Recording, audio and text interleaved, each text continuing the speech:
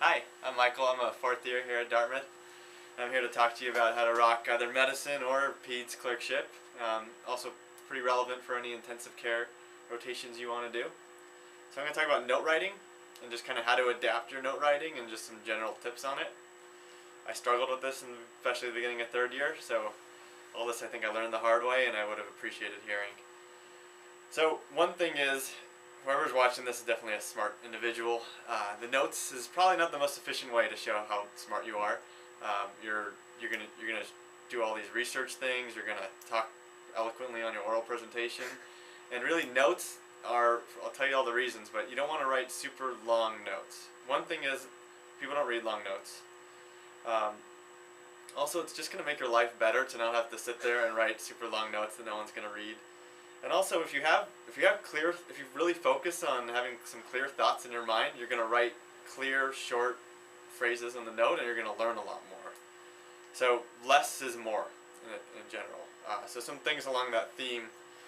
You really want to start learning how your team uses shorthand. So just straight up steal phrases that your residents and attendings are using. You see them talking about something in their oral presentations, just use that. That's how you're learning. Try to see how they word something in their note, and you can use that as well. Also, when everyone's doing their oral presentations, and even though it's not your patient, it's worth it to listen just how they word things. It's a good way to pick up phrases and word things shorter. You can consider asking if you notice someone's using a template. Consider them just to have the template, and then tweak it up to keep you organized.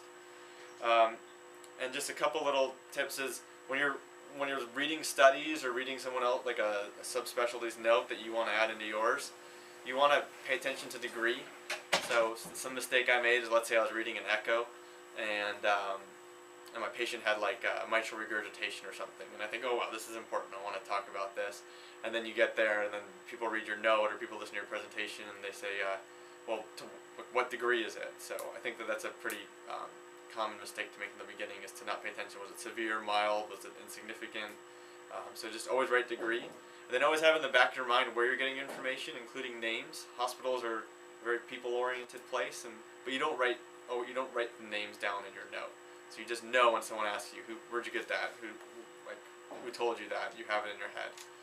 Okay, so just a couple things on so for these two clerkships, you're going to be asked sometimes to write notes by problem or by system, and they'll just tell you how to do that.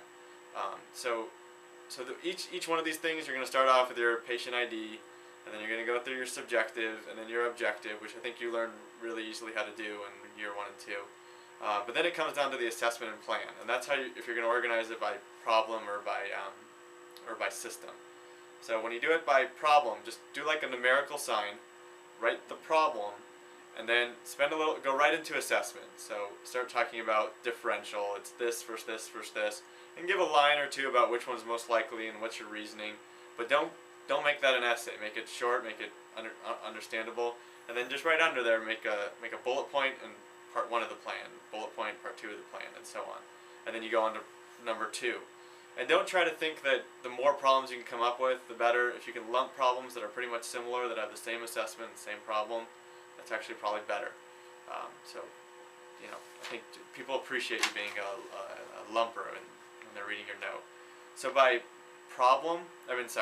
system, which is a little bit more complicated, you'll see this more in ICU, or depending how the institution is, they're going to want you to go by certain organizations. There's different ways that they organize it. Something that I did was, first thing was respiratory, followed by CV, followed by fluids, electrolytes, and renal, followed by GI and nutrition, followed by hem-onc, and then ID, and then neuro, and then other things. Sometimes that included ortho, endocrine, psych, social. You have to tailor this to what your patient is. And you can lump those things. Sometimes if your patient had one CBC that was normal and has been afebrile, you put the heme, onc, ID all in one thing, Other times you got to really split those things apart, so you take it by how to do it. And you always want to think about, usually because this is a complicated patient, you structure this with, again, some subjective or objective information, a quick assessment, and a plan. So in these times, just because there is so much information, you do organize what is objective and what is subjective under those tailors, and then you go right back to the same type of assessment and plan. And again, shorter is better, and it's going to make your third year a lot easier. So I hope this quick tip helps you rock the clerkship.